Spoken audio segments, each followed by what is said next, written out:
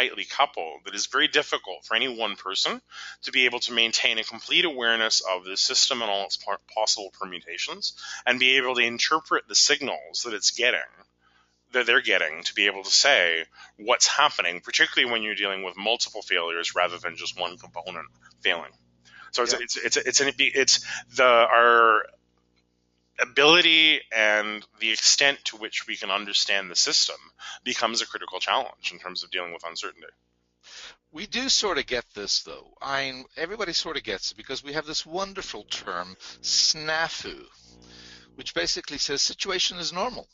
In other words, it's all screwed up. Won't use the other word.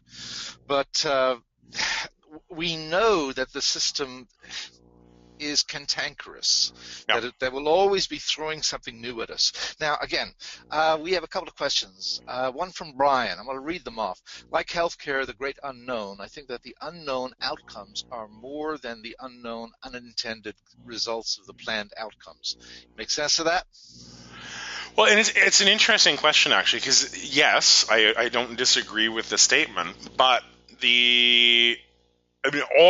when we deal with complex technologies, and one of the things that Charles Perrow talks about in normal accident theory is, the safe way of doing this is not to actually use the technology until you've done the research of figuring out the unintended consequences.